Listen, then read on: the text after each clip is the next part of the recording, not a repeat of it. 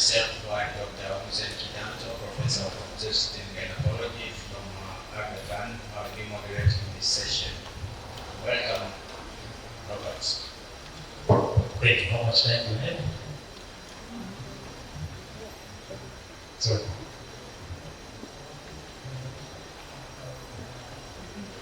Thank you very much. Next slide, please.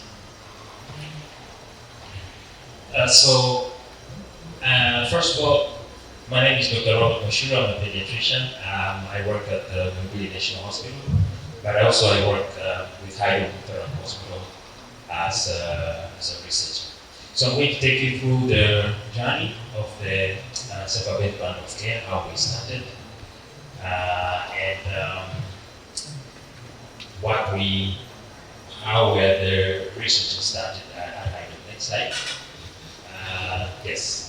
Next one. So the journey actually started in 2009, and Haydom Lutheran Hospital was one of the pilot sites for the implementation of helping babies breathe.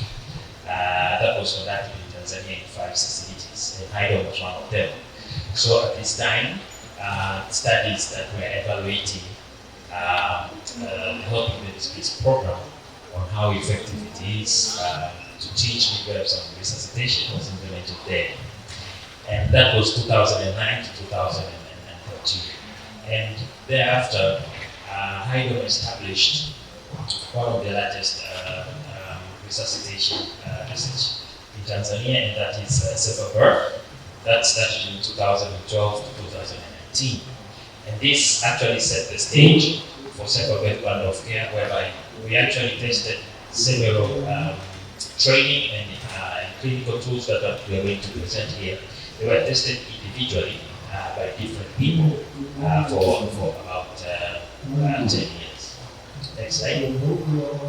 So the collection of safer birth study involved more than 60,000 births that were observed and analyzed, but also more than 1,600 resuscitation videos were recorded, 30,000 in situ trainings using neonatal life, and more than 4,000 episodes of fetal heart rate monitoring by Memorial. And so to date, we've managed to publish more than 100 peer-reviewed publications from the safer birth study. Next slide. And one of the publications that we got up from those 100, we managed to show that during the whole period of implementation of safer birth study at Haydom, the midwives at Haydom were able to save 2 more lives per year, starting from the baseline of perinatal mortality of 27,000 of 27 per 100,000 live births. And if you look at the little cycle in the middle, that is the break point of this graph, where you start to see the sharp rise of lives in itself. That was the time where we started conducting simulation training, where we established facilitators. We selected a few midwives, they were trained on simulation, and they were able to conduct and facilitate simulation training for the rest of the group. And from there onwards, we saw this remarkable increase of more lives that were being served. Next slide. So, for those 10 years that we conducted different studies and different testing, the best practices were then put together to form what we now call the safer birth plan of care. Next slide. And can you run it? I think yes. So the safer birth plan of study involved training innovation, whereby we have in-service. We have tools for in-service training for the providers. We also have clinical innovations, where we have tools that are actually used in clinical settings, such as mobile, weight, upright, and equipment. But also we incorporated the component of continuous quality improvement, whereby we integrate regular on-the-job low-dose, high-frequency simulation training. And this targeted training is done by utilizing local data and feedback loops to make sure that we improve clinical care. And lastly, during the implementation of safer birth plan of care, we also incorporated the element of sustainability by involving the Ministry of Health but also create local champions in each facility and producing what we call mentors in each region where we are implementing this to make sure that even by the time we're finishing this project implementation, then the regions will be able to continue and implement these interventions. So the main three goals of the study was first to reduce number of neonatal deaths by 50%, and this is 24 hours mortality, but also to reduce 25% of the number of fresh stillbirths, and reduce 10% by 10% the number of maternal deaths. These were the goals that we set at the time when we started the study. And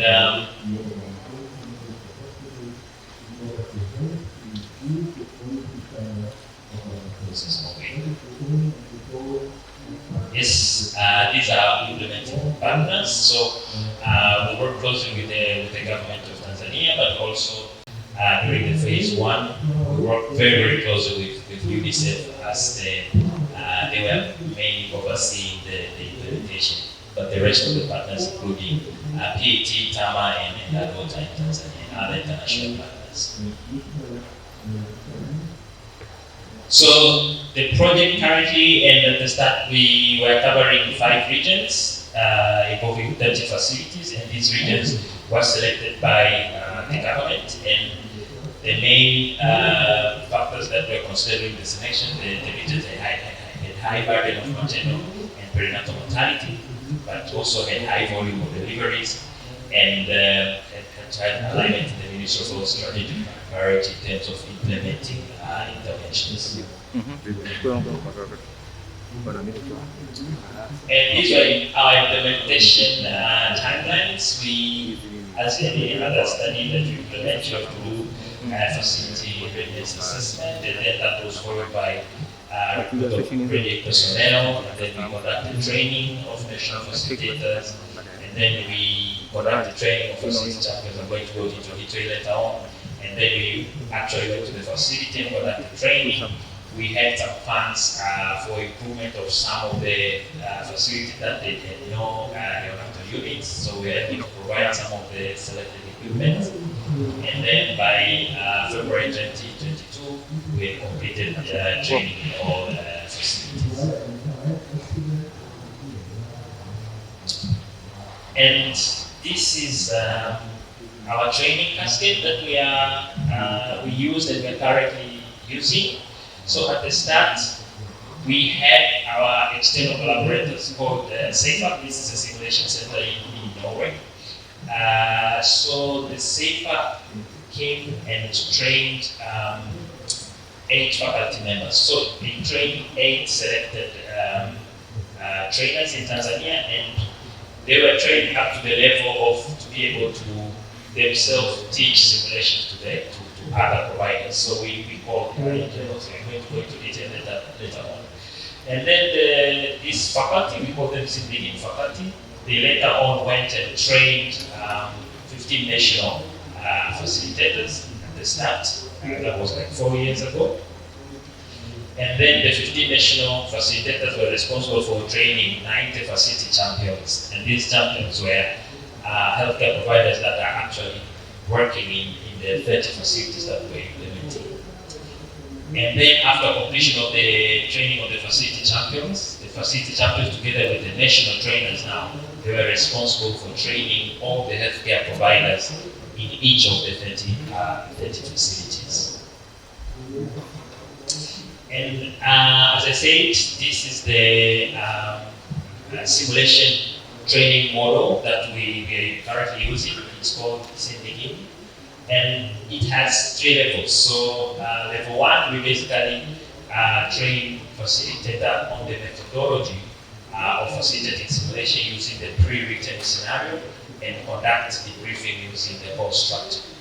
And then when you go into level 2, we provide the facilitator with additional skills to increase the fidelity, or you can call realism of the actual simulation, and so that we are able to improve the quality of care.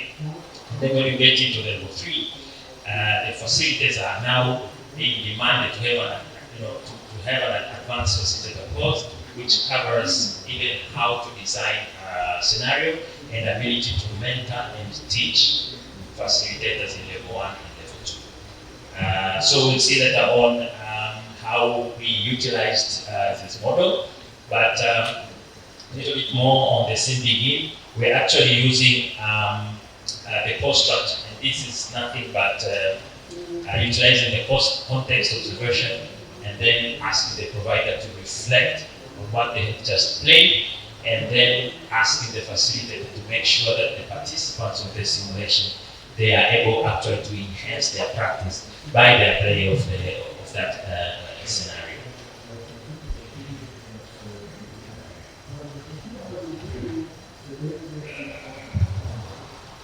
Yes, so as I said earlier, when we started, we established the simulation faculty trained by SEFA to all the way from begin level 1 to level 3, and then they were given several additional training in between through workshop, and this whole process actually took around 3 years.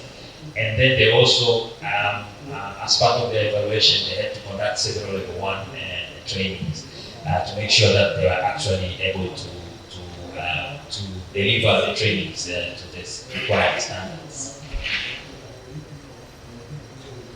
And then we went to the next level where we train national trainers, and the national trainers were selected in collaboration with the regional health management team.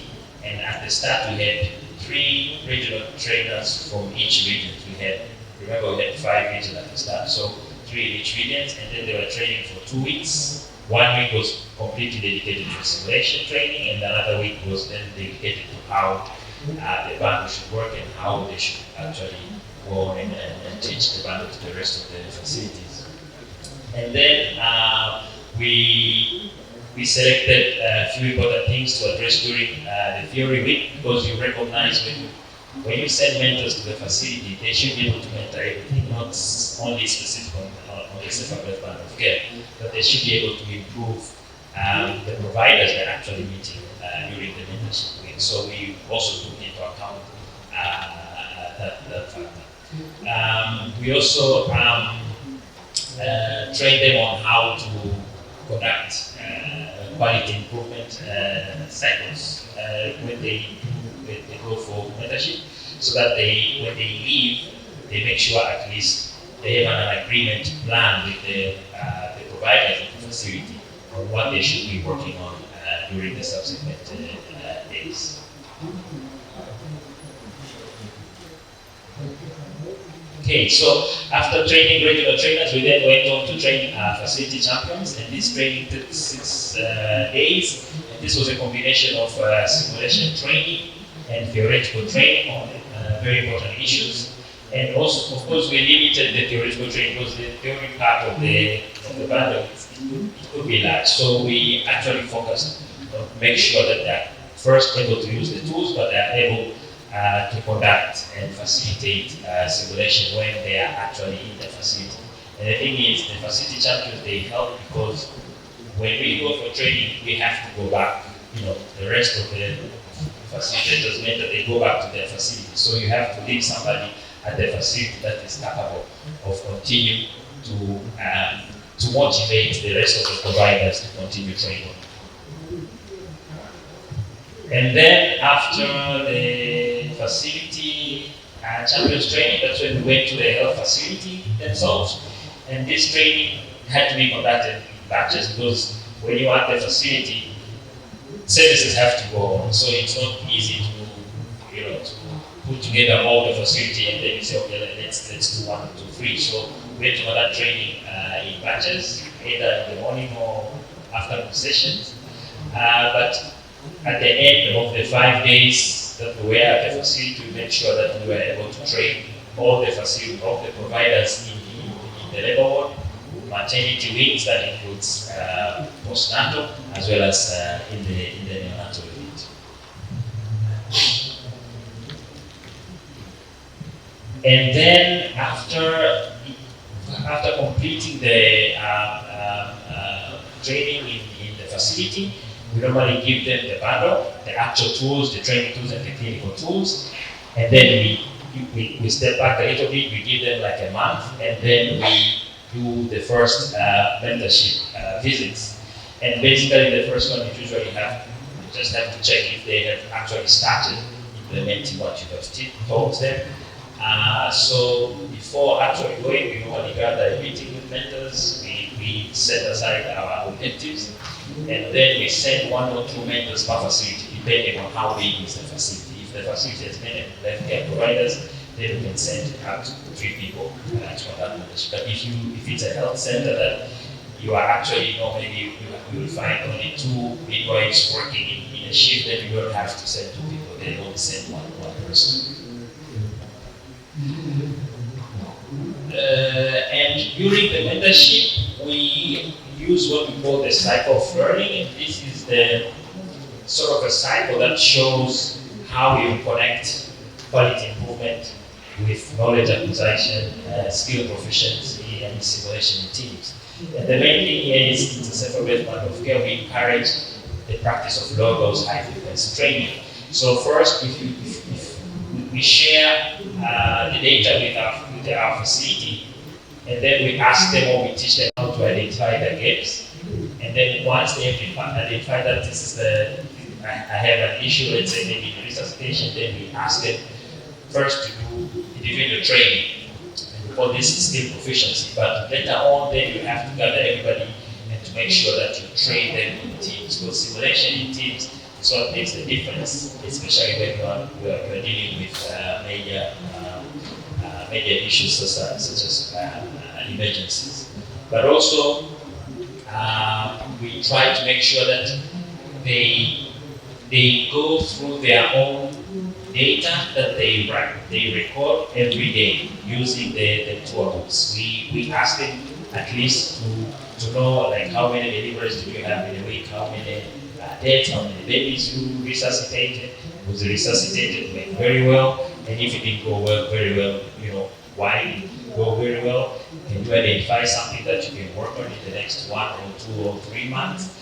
And then we kind of share the data that we collect weekly. Initially we were sharing weekly, but currently we're sharing monthly to make sure that they also look at the data and if they are able to identify the problems during the clinical care. And this helps them to motivate them to continue practice every day.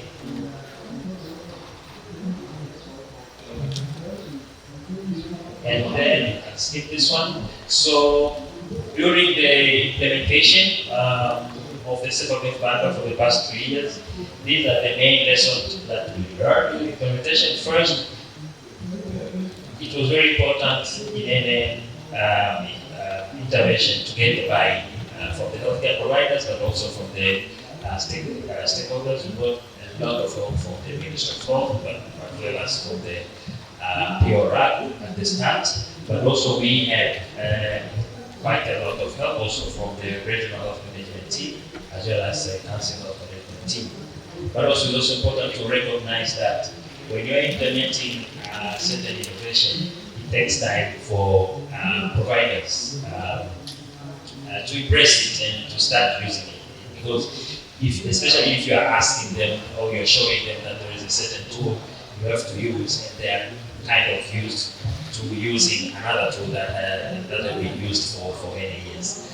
And then we think the influence of having local champions have made a great impact in the settlement of care.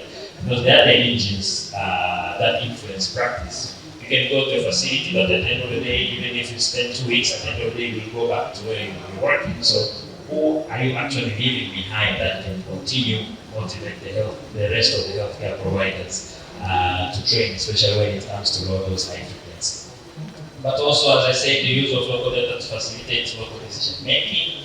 However, one of the main challenges in Tanzania, you'll agree, is the staff turnover and rotation. It is happening, but because of the low-dose high frequency that we're using, we're able actually to show that about 30% of the healthcare providers actually, went away after our initial training. But the ones who came in these facilities, they are able to be trained by the local champions at the facility. And lastly, it's usually very difficult to take away the culture of blame and shame. And this actually sort of distorts your baseline data at the time when you are starting the implementation, because you find that most of those who are outcomes, they were not recorded. So if you have those outcomes as a way you are evaluating your intervention, you may find that at the start of the intervention you sort of have an increase of the poor outcome at the start, and that significantly distorts your finding at the end. I will stop there and invite the next presenter. Thank you very much.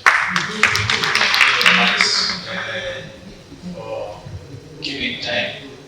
I was almost about to take out my vacuum, but fortunately it was not necessary. I believe we all heard about the methodology and you have some questions. I allow 2 questions, quick ones, before we move to another presenter. Any question?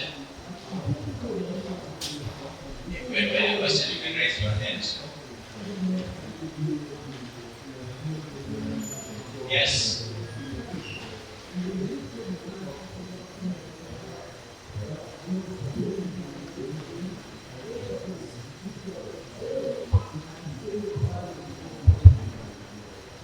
Thank you so much.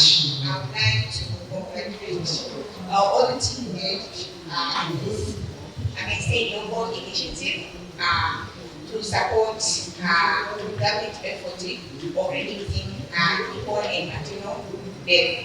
My question is, this is very good. We saw that it has a very good outcome. The question is, I don't know if it's directed to the team, or the government, the sustainability. Because I believe these all things were funded and they are getting good outcome. Now, what is the plan of scaling up this good initiative so that it can contribute toward the reduction of newborn and maternal health and help the government to reaching the sustainable developmental goal? Thank you very much for your question. I think it's very premature. So let us listen to the results first, and then we shall talk about sustainability and things like that. Okay. Next. If there's no more question, then I would like to invite the next speaker.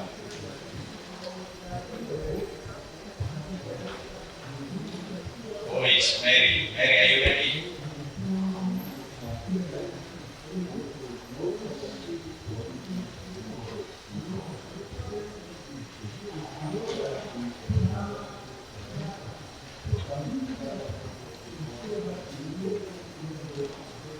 Good morning again.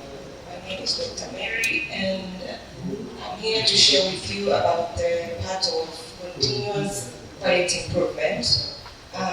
So, to the facility level, we have tried to ensure that there is a continuous quality improvement in the facility by the use of the local data. So, how we help them to go through or about it is by identifying the areas where they need to improve, and these are the challenges. And after identifying it, we advise them to put it in an action plan whereby they will set out few objectives, and these objectives, they will come out with a plan which relates to what led to them to have that particular challenge. For example, if a certain facility, they had 20 delivery in that particular week, and then they had 2 perinatal deaths, we advise them, while documenting in TOHR, they have to remember to document each and everything, including the demographic and all the parameters, and in case there was anything done during the resuscitation. So some of the facilities, they will help the baby breathe, they will do stimulation, suctioning, and give air, but they will forget to document everything that was done. So we advise them with good documentation, they will be able to sit down later and do some discussions on where they gave birth. So we try to advocate them to be realistic while they are documenting. After identifying the gaps, we advise them to set very few objectives. So, for example, the challenge was birth asphyxia. What was the cause of this birth asphyxia? So they will sit down and use our core model, whereby they will set out what went well first. In our healthcare facilities, when any problem happens, we usually start with blaming.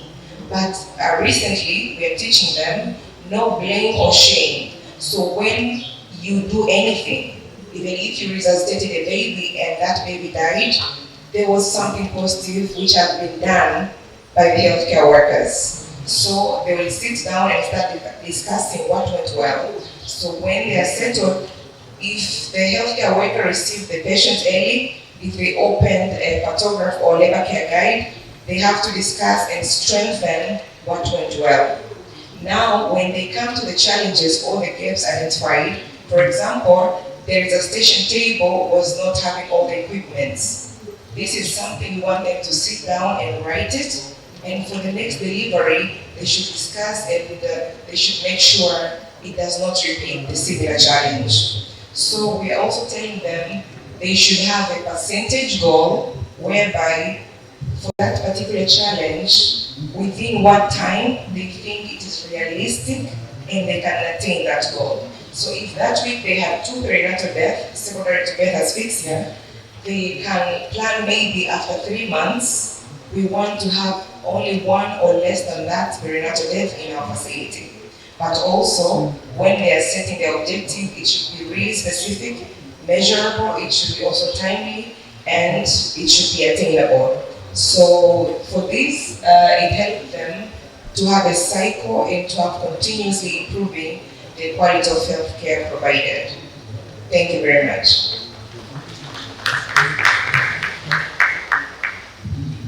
Thank you very much for keeping time. Now it's time to listen to preliminary results. That is when we can connect the methodology and what came about. We all know that this presentation is all about SDGs, and it's time to measure whether there is any contribution or not. I welcome Benjamin Kamala to take us through the preliminary results.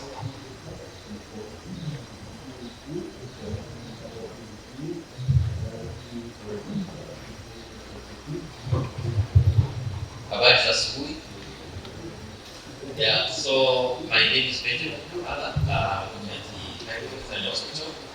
I'll take you through the findings for the 3 years that we implemented the safe method of care. So next slide. So first of all, I wanted to let you know that this study or implementation study was registered, but both hosted Commission for Science and Technology, but also used for National Instrument for Research and for all the research ethics and guidelines. Next. In outcomes, next slide. So we have the primary outcomes and secondary outcome. Primary outcome was the perinatal death, and we defined perinatal death as the intrapartum still death, but also newborn death within 24 hours. So that was our composite perinatal outcome. We also have secondary outcomes, which included fresh still death, so that death which occurred during labor, death within 24 hours, death within 7 days, but also we have maternal death within 7 days for those who stayed in the hospital until 7 days. Next slide. Yeah, so in terms of perinatal death, which is the combination of intrapartum still death and the death within 24 hours, overall there was about 20% reduction in the overall perinatal death across the 5 regions. So the relative risk here was around 0.82, which is like 18% less than 1. So it means there was a reduction of about 20%. So if the relative risk is less than 1, it means there was a protection. If it's more than 1, it means there was an increase there. So across the 5 regions, you can see the breakdown. We have a lot of variations, and I think the panelists are going to discuss in details why do we see these variations.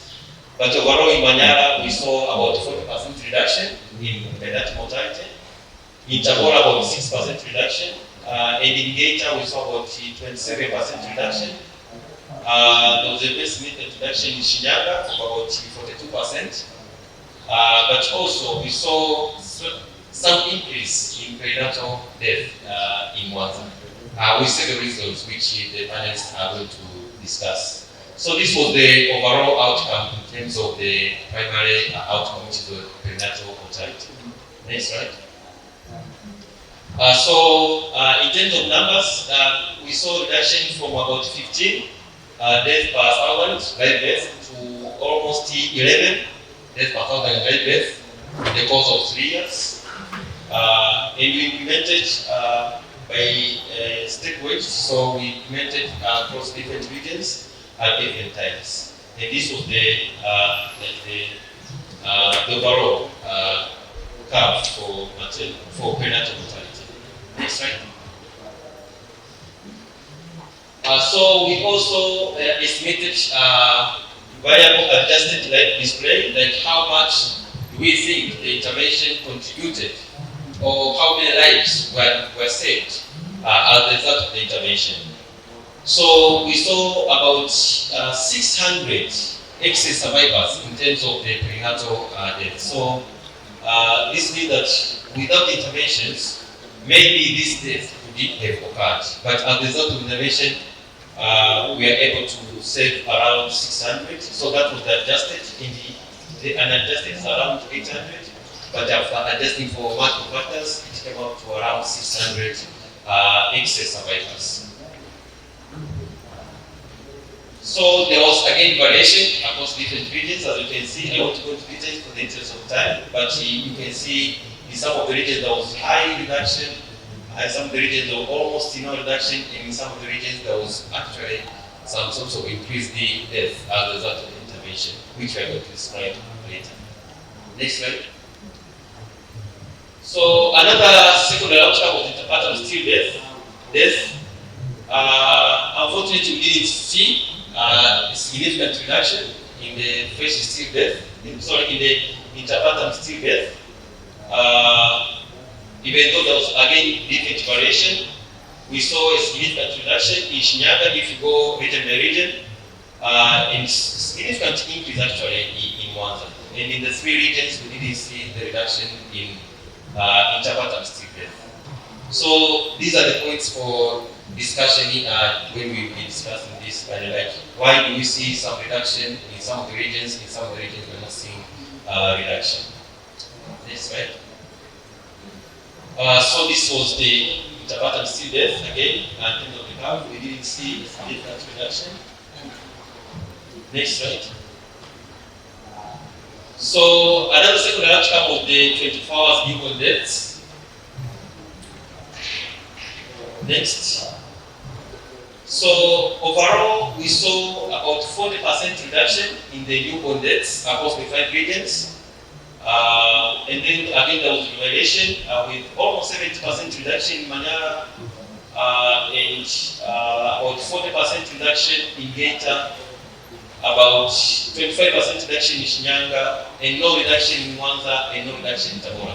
So we saw significant reduction in the 3 regions, and we didn't observe significant reduction in the 2 regions, which are Tabora and Shinyanga. Next slide. And in terms of the absolute numbers, so the reduction in the 24 hours newborn death declined from about 7.7 to almost 4, which the 40% reduction which I just described. Next slide. So again, we conducted variable life adjusted display, which explained that how many excess survivors And we can see that in the three regions that I just mentioned, Manyara, Geita, and Shinyanga, we are seeing more reduction or more survivors, but also we didn't see a significant reduction in Tabora, and we see a slight increase in Mwanza. Next slide. We also wanted to understand if these newborns that are saved within 24 hours actually survives beyond 24 hours. So we observed them until 7 days, and the reduction was still significant, about 30% reduction in the 7-day newborn deaths, as you can see.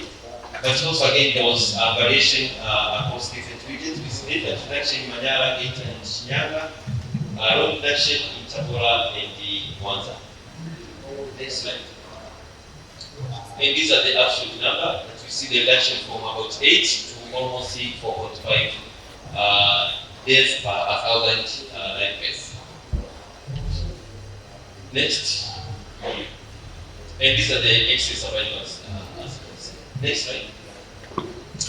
So we also looked at another secondary outcome, which was the maternal mortality. These numbers looks unrealistic, but this is what we thought. There was a very significant reduction in maternal mortality, actually, of about 75% in maternal mortality reduction. Yeah, as you can recall, the first slide we expected about 10% reduction, but after implementation, we saw about 7% reduction, with a significant reduction in Manyara of about 80%, significant reduction in Geita of about 75%. Significant reduction in Shinyanga of about 85%, and in Mwanza of about 85% again. So this was the outcome in the maternal mortality. Next slide. In this, if you look in the deaths per 100,000 deaths, so these are the numbers that the reduction declined from almost 300 to almost 50 deaths per 1,000 in the facilities that we are conducting. And these are the facility-based data, it's not community-based data, so these are the facility-based data in the facility that we are implementing, which are the 6 facilities in each region, sending up to 7 facilities in the 5 regions. Next slide. Yeah, so we also look at the variable adjusted life display, like how many mothers have been saved as a result of the intervention. The adjusted numbers was around 400 mothers have been saved in the period of 3 years. That is, maybe without this intervention, these mothers would have lost their lives. So these are look small numbers, very significant. If you look at the actual number of around 300 baby mother pairs, that 300,000 baby mother pairs that we collected across the 3 years. Next slide. Again, we saw variation across regions with significant reduction in Manyara, Geita, Shinyanga, and Mwanza, and we didn't observe a significant reduction in Tabora. Next. So, for teachers, they say if you are asleep, then you can wake up and listen to this slide because it's summing up everything that's just presented. So, approximately, we observed approximately 100,000 HC survivors. So 1,000 HC survivors that combined for the mothers and newborns, about 600 newborns and the 400 mothers. But also we noted 18% reduction or estimated risk reduction in perinatal deaths, which was around 30 to 40% reduction in Geita and Manyara. And there's no change in Tabora, but also we saw about 50% increased risk in Mwanza as a result of the intervention. We didn't see an overall change in the interpartum C death. Probably we are going to discuss that because of the Robert said about the unreliable data in the baseline. That could be one of the reasons. But also the risk of the one-day newborn deaths declined by almost 40%, with variation between 30 and 70% across the 3 regions. We observed 30% overall lower risk for 7 days newborn deaths, and overall 75% lower risk was reported for the maternal deaths within 7 days. We observed 4% reduction in the maternal deaths in the 4 regions, and we observed no change in Tabora. Next. Yeah, but also we conducted additional analysis, small analysis. This is preliminary results. We are still running how cost effective this intervention was. So as we see, we found that it was cost effective and the cost per life year gained lower than the gross nation per capita of about $1,200 in 2002. These are the numbers for Tanzania. But also we found a favorable benefit cost ratio of about 36, which means that the project is worth investing. We observed high cost to the system at the start of the high startup. So during the startup, the costs were very high, but in the running phase, the cost went a little bit lower. And the cost presented as the financial cost and not economic cost, and hence capital cost and not have to undergo amortization. I think the health economists understand this language. It may sound Chinese to some of us. But also these preliminary results show that cost-effective results and favor the future scale-up in the next phases. Next slide. So in our SBC, we say that vifo vya watoto wachanga, vifo vitokanayo na uzazi havikubaliki, tuungane kwa pamoja kuvitokomeza. Asanteni sana.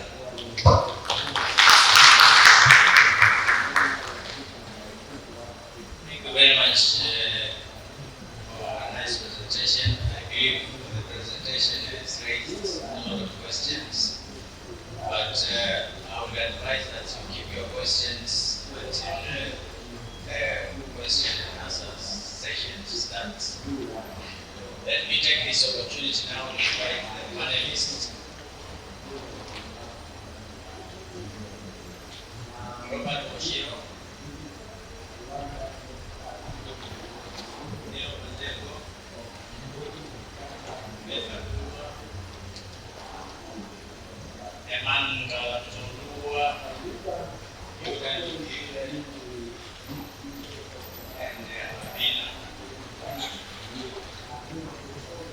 In this session, I will be throwing questions to the panelists, and the panelists will respond, but the audience also will be allowed to ask them questions as well. The session will take about 25 minutes, so bear with us.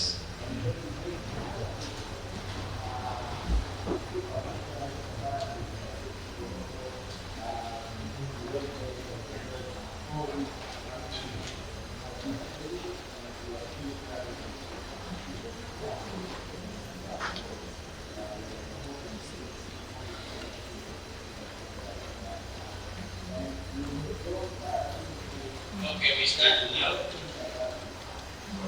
We'll start with the question to Robert. There are sustainability plans in our economic system to ensure continuity of the investments, like the inclusion of for health.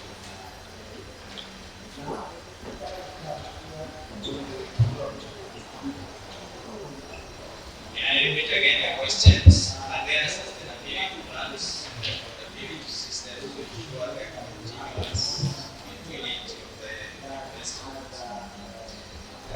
Such as human resources for health. Yeah, thank you very much. I think my colleague also posed these same questions before even finished the presentation. I agree in any intervention, the challenge is usually how do you make sure that it's sustainable after the program or the project has ended.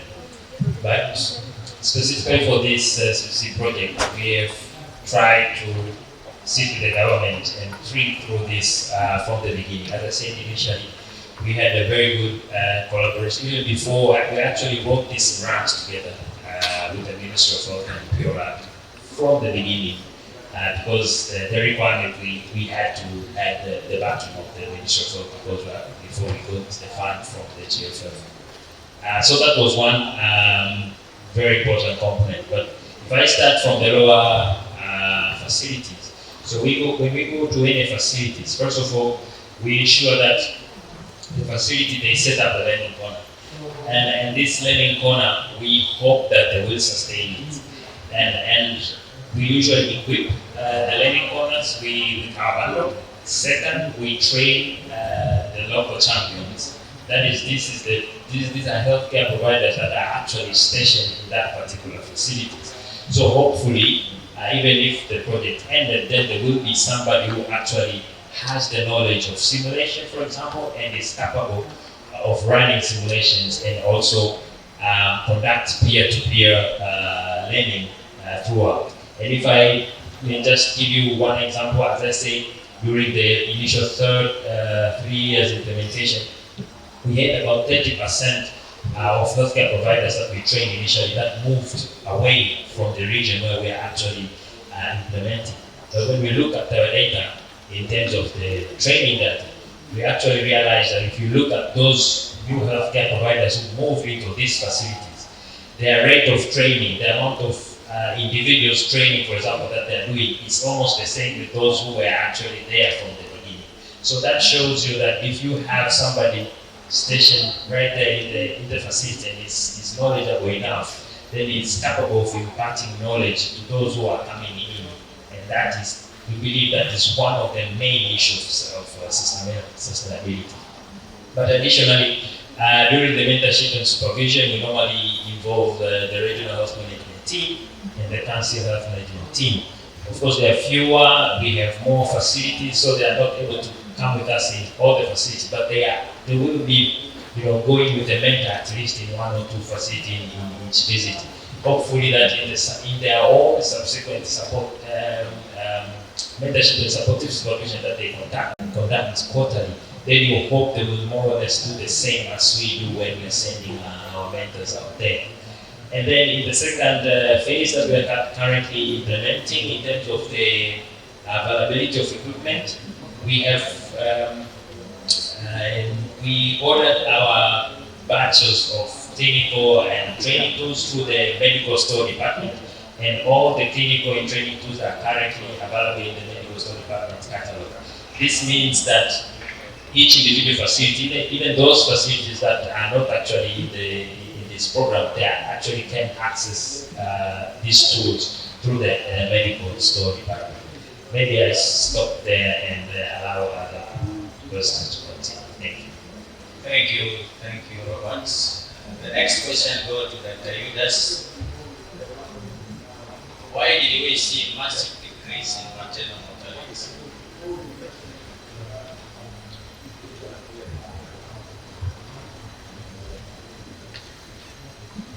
I'm Dr. Yudas Ngundire, the Regional Medical Officer for Shinyanga region. It's true that we experience a huge reduction of maternal and newborn death in Shinyanga.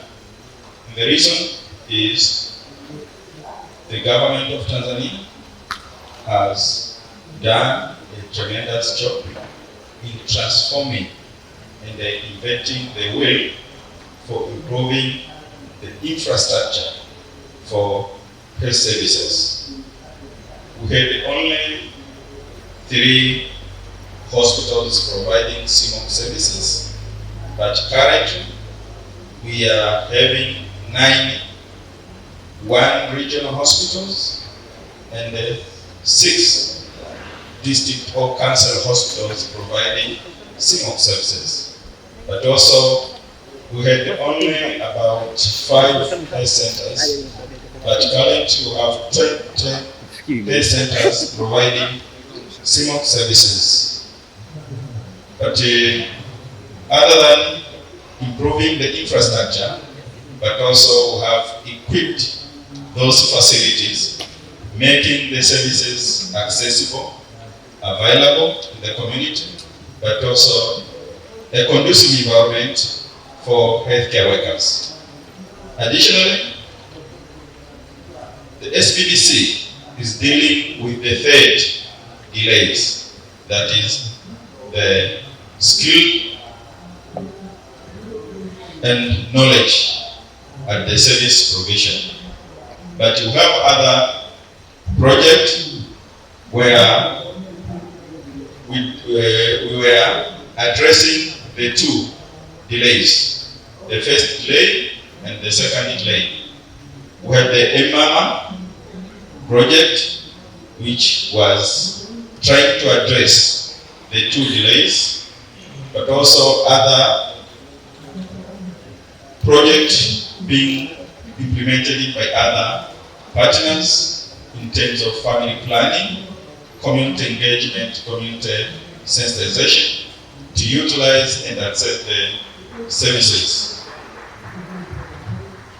Furthermore, the commitment of the leadership of the region, the RHMT, the CHMT, without engaging them from the beginning of the project, that means the SPBC, it would not be possible for them to the project, to implement, to monitor, to evaluate, but also to use the data for decision making and to correct those issues or challenges available during the implementation. And remember, Shinyanga is the region of a house or home of innovation. We are really committed to work together with the implementing partner, with the ideas, with innovations, to ensure impossible things are possible. Those untried, we try, and those who have not attained, we attain. We have the EMAM now have been enrolled the whole country. We have the prime vendor system now is being implemented in Tanzania. We have the biometric registration started in Shinyanga. Now we are implementing the whole CTC in Tanzania, and the SBBC, I'm sure, will be enrolled in all regions in Tanzania. So I argue all the implementing partners, the UN agencies, NGOs, local implementing partners, to come in Shinyanga, work together to address the unaddressed challenges in Shinyanga. Currently, we are still having the TB in the mining sector, but also the GBV, still a challenge, but also water, sanitation, and hygiene. You all know that currently the lake zone, we are struggling with to end the cholera outbreak. But how do we? No, thank you very much. Thank you very much. I know that the good answer. The audience has more Very much. questions and answers. We see that there was a lot of government investment, so maybe the audience will want to know which exactly reduce the attendance targets. The government intervention or SBBC. But we have policymakers here and they can help us to listen down this question. But let us move on. Now I invite Sister Betha. What are the level of accountability of the birth attendants, healthcare workers, and what were the reasons for the answer you provided? Habari za leo na Uganda. My name is Besa. I come from Tabora. I am faculty member of the SPDC. The acceptability of the bundle is very good, but also at to start we have some challenge on it, acceptability. The challenge we face yes is SPDC tools were new. Kwa hiyo tulipoanza SPDC 2, SPDC 1 vifaa vyote vilikuwa vipya. So tulipoenda kwenye mentorship tulikuta vifaa vyote wameweka kwenye cupboard, ambayo ilikuwa ni challenge mojawapo ambayo ilitukumba. Most of healthcare workers are not aware with their data. You know, some staff kuweza kudiscuss data ilikuwa ni difficult, na as a bundle we have 4 things: innovation of equipment, clinical tool, selling tool, data discussion, and selling. And another challenge is the underutilization of the learning corner. Tulikuwa ukienda hamna learning corner ambayo wameiandaa kwa ajili ya kurun scenario, na we are consider that SBBC as Haydom project is not theirs. Kwa hiyo watumishi walishikilia kwamba SBBC 2 ni ya Haydom, sio ya kwao. Kwa hiyo strategy ambazo tuliweza kuziweka, tulianza na immediate follow-up ya mentorship after 2 weeks of facilitated selling. Tulipoenda kule tulianza kuwa kama wao, tulivaa uniform.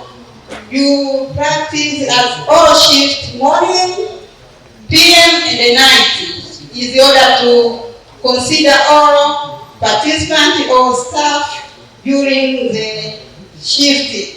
Hii kusaidia kwa sababu tulikuwa ukienda unakuta staff ni wachache. Kwa hiyo ukiingia asubuhi unawakaba asubuhi, mnakuwa mnafanya kazi na huku mkifanya mentorship. Kwa hiyo anaconduct delivery, after delivery mnafanya work, then mna sit down mnafanya clinical debriefing. What went well, what you would like to change, and take your message. Ili wasaidia kuanza kuchange activity zao. Lakini pia issue nyingine ambayo tuliiweka ilikuwa ni ya vifaa. Ukiona kwenye kitita awamu ya kwanza tulipoenda tu wiki ya 2 tulikuta vile vifaa wameweka kwenye cupboard. Kwa hiyo during mentorship tulianza kulitumia vifaa ambavyo walikuwa wanaona ni kazi kwao. Tulianza kuitumia mioyo, neobit, upright, then tulianza kutumia selling tool like ile unatari ya right, mama base, yeah. Kwa hiyo iliwasaidia kuweza capture mapema, kuona is important to use more, kwa sababu inawasaidia kuweza kupunguza some activities, kwa sababu natumia fetoscope every 30 minutes to monitor fetal rate monitoring. Lakini ukitumia moyo inapasia, na wakaweza kuona kwamba moyo is important for them, kwa sababu unaweza ukafunga continuous na ukaweza kugundua kama kuna fetal distress pale, ukaweza kufanya decision, na ukaweza kutumia vifaa vingine like fetoscope, Doppler and ultrasound, ukaweza kufanya decision. Asante sana kwa maelezo. Tumejua kwamba mentorship is very important these processes. So I invite Abuya to tell us why there is some ingredient. Give an introduction. Others. We are not working with the perinatal and maternal. Okay, thank you. My name is Abuya. I am a midwife from Tabora Regional Referral Hospital, but also team of the national trainers of self-affairs and of care. So these differences that we are seeing, some regions managed to reduce the number, but some didn't. Actually, I want to talk on the perspective as a healthcare provider who is at the field. SBBC has built no blame, no culture, no shame culture. Initially, we were only engaging with data to answer the administrators' questions when they were coming to ask what was the reason for the maternal deaths and perinatal deaths. So that is when people were engaging with the data. But SBBC has brought something we call clinical debriefing. We are trying to show people that you can learn from the things that you are doing better. You can also learn from the area of improvement. So not only to focus for the things that didn't go well, not only to focus on the challenges. So this has brought that ownership by the healthcare workers, and people are not ashamed to report the deaths. That's why we see no change to some of the regions. But also, maybe initially people were afraid to report some of the deaths because of the questions from the administrators. But since SBBC has demonstrated that through the clinical debriefing, people are not afraid to see this thing. You understand? So after some time, maybe from this data, you can see maybe this is the actual data that it is from the field. Thank you. Thank you for giving time. Now I call upon Sister Emma to add on what Akuya has said. What factors do you believe have played the most significant role in reducing perinatal and maternal mortality observed in these regions? Thank you very much, Professor Danto. My name is Emma Kadurua. I'm working as reproductive and child health for Manyara region. The factors which is contribute shows the significant role in reducing maternal and perinatal. I can say, first of all, is use of training. Training by using simulation. As they said, the champions were trained and they emphasized the healthcare providers to learn individual or by running scenarios in their settings, in the learning corner, whereby practice in the design of the low dose and high frequency. With this, we observe the providers, healthcare providers, build competence and confidence in practicing in their settings. Then, another factor I can say is clinical debriefing with no shame and no blaming is helping these healthcare providers to be in a teamwork. I can say example, initially the healthcare providers, they didn't manage PPH without calling a doctor first. But now we observe the healthcare providers, they can start to manage. When they found their PPH in their settings, they start to manage themselves, then the doctor can come later on. So I can say this is observed and as a factors which is contributing in reducing perinatal and maternal mortality. Thank you. Thank you for giving time.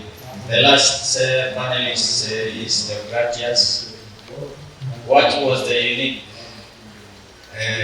What is so unique in SBDC that caused such observed reduction of mortality? Thank you very much. My name is Deogratias Mazengo.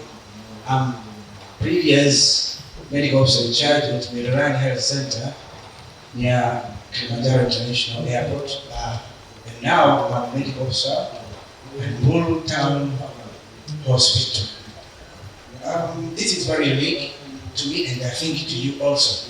When this program started at Lutheran, these people are coming there, there is a lot of problem, especially at perinatal. But that you can see in the quarter, more than 35 children were that. Starting small this program, everybody understanding it starts growing by this slogan. You Israel say that jifunze kidogo kidogo mara nyingi. In my facility we use this club. Jifunze kidogo kidogo mara nyingi. Everybody can understand and saw that my data was improving well. Everybody know this program, everybody accept it and change the attitude. And one thing, this equipment is not a problem. The problem is to change attitude. The problem is how to understand and take it, which is supposed to be. And I have one story. One child was brought in the toilet. They went to the hospital. We think that the child already died, but we put the monoid. We saw that it was 20. It started resuscitate the baby. Until now, the baby is around. But unfortunately, her mother is in the jail, but the baby we have it already. And also, after being transferred to Mboro Town Hospital, also this program was there, and we were very happy also to see again. And for that place, there was also one church brought to the Good Samaritan, was brought to the bush. They brought purpose for the mortuary. But we see the church, we put the movie also, it was 16. We start also with the stage. Up to this moment, the church is alive, and the grandmother was brought 2 goats for us, and make it a soup there. It was very nice for us, and everybody knows. I forgot something. During we conduct this program, many of the mother who was absconded at Mount Mero in the world, they come in our facility. The facility was very, it's not big yet. It was very, many women are there, so they sleeping 2 to 3 in the bed, because they say that there is something which is very nice there. If mother can put something in the abdomen, you know what is, you know that moil, they have a voice. So that voice, the mother is very like it. So this is, to me, and I think to you, it's very unique. Everybody should at least accept this one.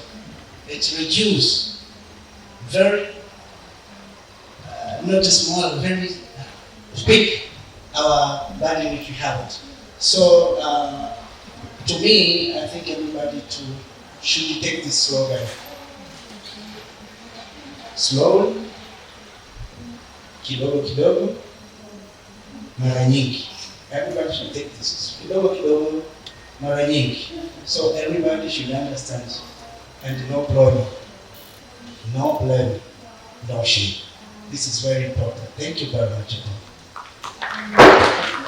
Thank you very much for keeping time. We still have some 2 minutes. Maybe I would like to ask Robert, is this work scalable?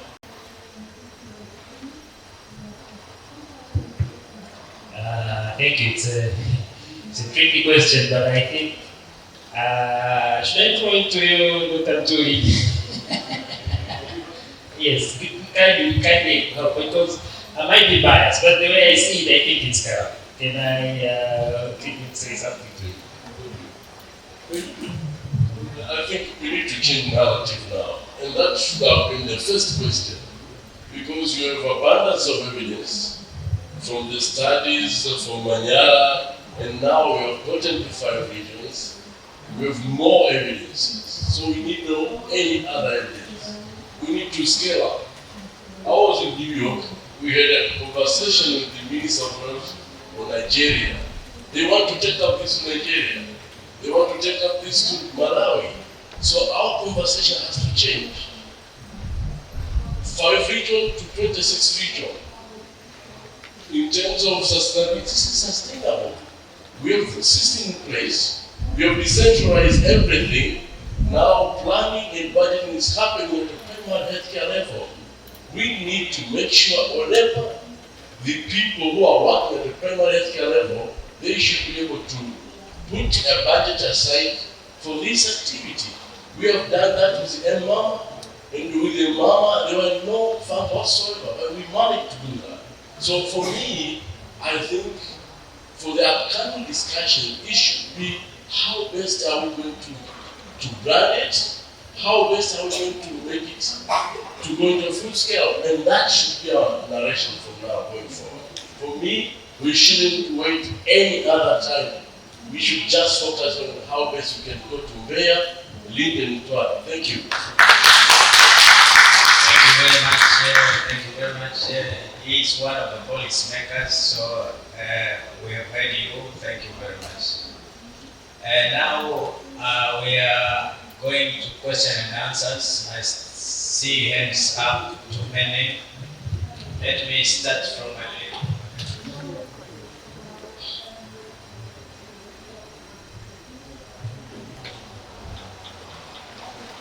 I'll take a very small and a very short time to spot to Dr. Toby. My name is Haydom, implementation consultant with the Mother Global Health. I really thank the government of Tanzania for really speaking that from the horse's mouth. We have gathered enough evidence, we are ready to scale up. The Ministry of Health is working on this. We are working very closely with the hospital, Haydom Lutheran Hospital and other implementers. We have talks, the Commissioner for Health in a few states in Nigeria came to Tanzania to learn from Tanzania. We are working on the funding. We have donors ready, and we are just working to make sure that the implementation goes to other countries.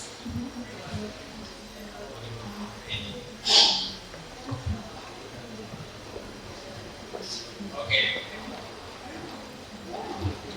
Asante. So I see the potentiality of scaling up SPC, and there are two ways that I'll suggest. One is to harmonize the training, especially with the neonatal component where it's my area of interest, so that, for example, you have this campaign, Name Mama, and Koba, and so forth. We don't teach different items, and this usually brings confusing to the healthcare workers. I'll speak for newborn. We ask for continuous CPR, safer bundle, and with a bag and mask, and we need to harmonize so that you don't confuse vendors. The package is now with NSD. We know if somebody is going to use Moyo correctly, you're going to have a maternal death. Can you use the IMCI model of making an online training, for example? You might not be in a position to move throughout Tanzania, but if a person wants to order the equipment, let them go through an online training and find a way of ensuring them they've qualified, and then they can continue to use the package. But also for those who have been trained, instead of you going back and continue mentoring, they can access the course online and build up on that one. Well done for the project, Santi. So far, I have not received a question, so I want you to direct your questions to speakers. Okay, go ahead. Thank you, and huge congratulations to implementing this. So my name is Nala Bishwa, and I come from Zanzibar Health Research Institute. I have two questions. First one is concerning the graphs. There was a presenter who presented kind of a cumulative graph which shows excess survivors and years. So we saw like the unadjusted and adjusted, and being kind of in an academia perspective, what were the confounders that were identified which caused kind of a rapid, as in a high number of increase for the survivors? I think it's huge deal to discuss those confounders was probably going to be the key to succeed. Secondly, the Moyo device, right? If I get it correctly, it's kind of expensive than the fluoroscope that is commonly used. So did you kind of have a discussion with the stakeholders, because we all know budgeting and the actual delivery of the funds that are budgeted at the primary facilities is not at par. So did they find it kind of feasible to like buy the device rather than increasing the number of the already commonly used devices? Thank you. Yeah, Benjamin, can I answer the first question? Yeah, thank you for the question. So the potential confounders were the usual, the age of the mother, but also we found that some of the parameters such as the fetal maturity at the beginning and in the baseline and after the implementation were a bit different.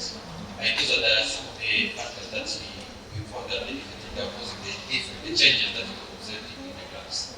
But we can discuss the details later. And maybe at the back of this framework, this is the manuscript submitted to the Nuclear Journal of Medicine is still under review. So the data that I just mentioned here are not yet published, and please don't circulate for anybody, because it's unpublished material. When it's available, we can distribute the material through the THS, maybe it can be distributed by the Robert, do you have anything to say? Question number 2. Thank you very much. I think it's a very important question. So when you compare Moyo with fetal scope, so I agree fetal scope can be very cheap, but you get a lot with the Moyo. So first of all, Moyo you can You can use it as an intermittent fetal heart rate monitor, or you can use it as a continuous fetal heart rate monitor, meaning that you can put it on a mother and the mother can be walking around, and then it will record the fetal heart rate, and you will be able to go back like 30 minutes before and actually review what was the fetal heart rate for the last 30 minutes. So it gives you that additional information that you're probably more likely to want to know if you are actually monitoring the fetal heart rate of that mother.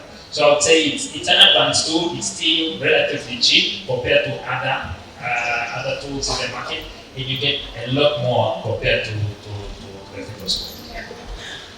Yeah, to add that, with that, when you're using oil, you can differentiate between the maternal and fetal heart rate. Okay. Okay, thank you very much for these sessions. I'd like to congratulate Haydom. This seems to be a very constructive and promising project or innovation. My name is Ibrahim Akongwa. I'm a public health officer. I'm currently working in the Manu Regional Referral Hospital. I'll also throw my question to Dr. Benjamin Kamala because he's the principal investigator in this project. My question is, out of all 5 regions, it seems like 4 regions, they had a very significant change in terms of results.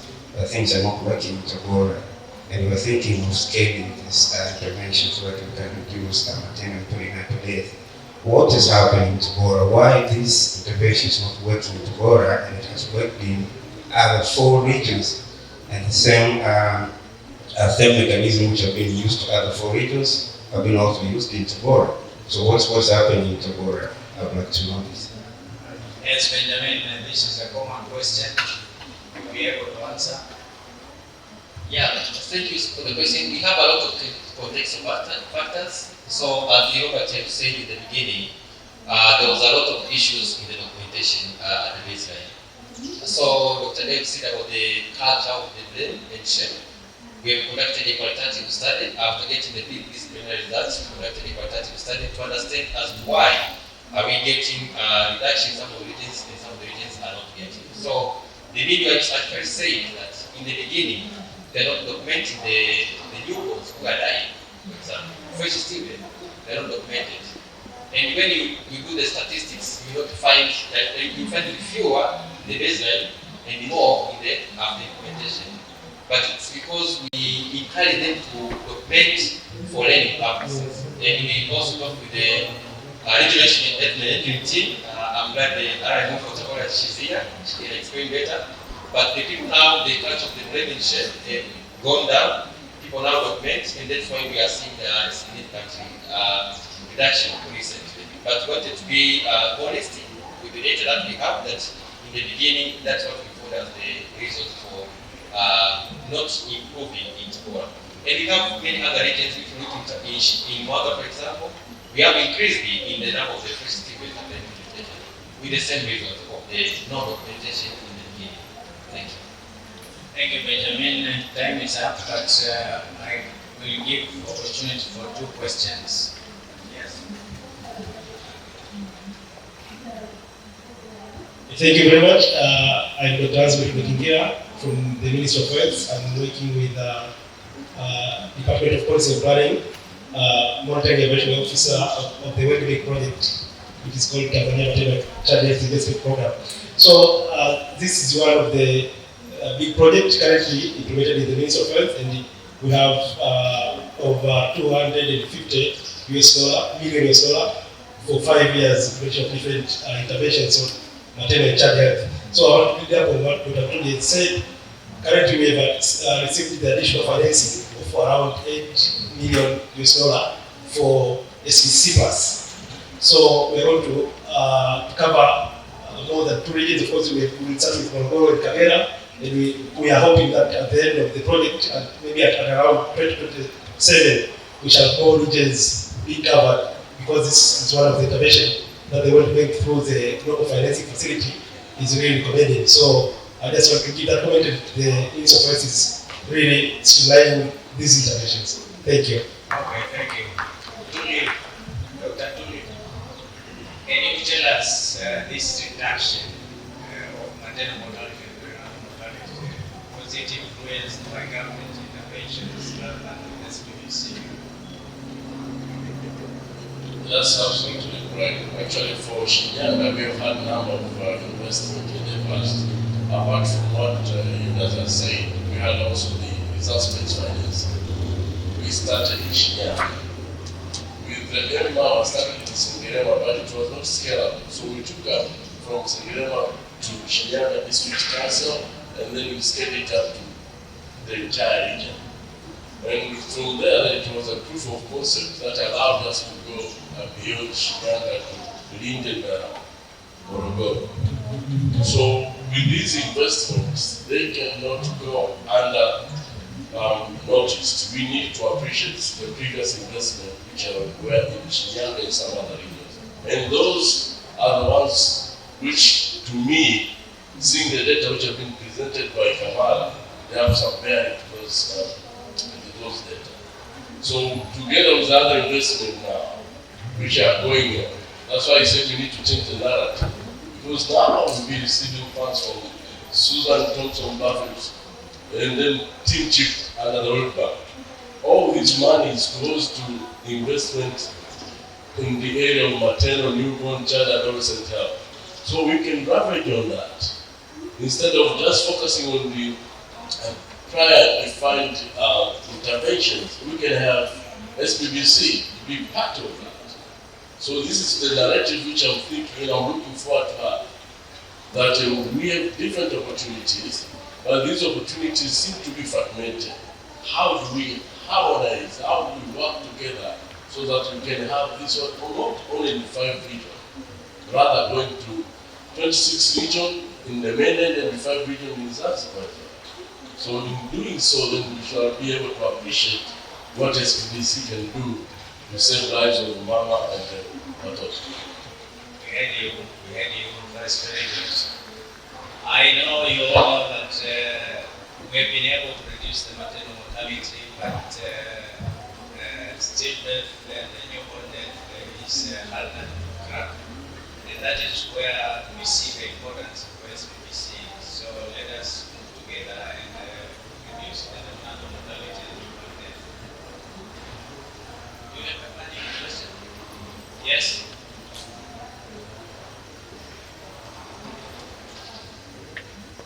Yeah, thank you for a very good intervention that has been brought up and these positive outcomes. But also, my worry was on this increasing number of surviving babies that are post-resuscitative babies who require more intensive care. How did you encounter the post-resuscitative care of these newborns in these facilities as we prepare to go to a larger scale? How are we going also to prepare these hospitals to care for these newborns who are sick? Thank you. I think Robert can respond to that. I know that there is a golden minute, and any baby that is managed through golden minute survives very well. Go ahead, Robert. Thank you very much. It's very true because most of our intervention focus around the perinatal, around labor and delivery. So we have been asked that question several times, and that's why even one of our primary and secondary angle point was 7 days mortality. So we actually we followed those who were resuscitated for the first 7 days. And still we were able to show that you still have an effect, even if after the baby has been admitted, we do not really have anything or additional intervention in the newborn world. But what I can say from Dr. Ntuli's and Yuda's comments is that there are other bilateral interventions that we know that are conducted by the Ministry of Health. And one of them is establishment of neonatal care units in regional hospital, district hospital, and other CMOC centers. And that is going to be crucial because indeed we do have other newborns that, during the transition period at birth, they're very well, but they're premature. They're going to die in the 6, 7 days or even 14 days. And that contributes significantly in the newborn mortality in Tanzania. So I think the investment for the neonatal care units in Tanzania, they have to go hand in hand with other investments that they also focus in labor and delivery. Thank you. Thank you very much. And lady, time is over. Okay, I give you the first question. Yes. My concern is, I'm happy that was to be here from Germany. You have mentioned it, Nigeria. I'm as well epidemiologist by profession. I'm working over 20 years in maternal child and sexual reproductive health in different settings in Sub-Saharan Africa and in Gulf as well. My concern is, as I'm an additional retired, and I'm the area coordinator for Rotary International as well for sexual reproductive maternal child health, because we started 32 years, by the way, in Germany with this Rotary action, and we have been expanded worldwide, and we started, by the way, in Nigeria, and it was very crucial. 25 years ago, it was very crucial. We started in 4 states, we have been rolling it out, a program regards to quality management. Quality management is really the key factor. It's regards to statutory quality assurance. And if you look, we are discussing all over different key things, how to target it, how to tackle it out. But you can bring it in total, probably in your policies as well, because it's now the policies of Nigeria as well, state. In each state and nationally we implemented. We were successful. We started from our point from the German government with the German Rotary action groups and our key players around from different settings at Tübingen and university level. And I would say we can do it similarly for Tanzania, in my opinion. There is a lot what you can do in quality management, and you can sit together from all the region, including my beloved fellows in Zanzibar, because quality management is key.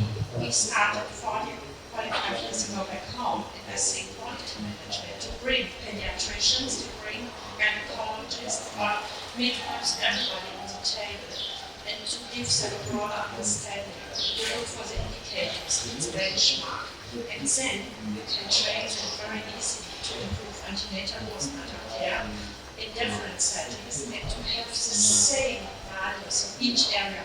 Also we are looking for Chinyanga, or for Monza, or for Marshi, or Tabora, where I have been working for as well with the KCMC hospital in North and know, and I have been in Tabora and I know. And the case is, if you want to bring it up, you need to come together with the same level and the same framework. And then you can exchange the data of the quality management in your hospitals, in all the health facilities. And we are currently doing it, by the way, in Rwanda. And you know, it's working.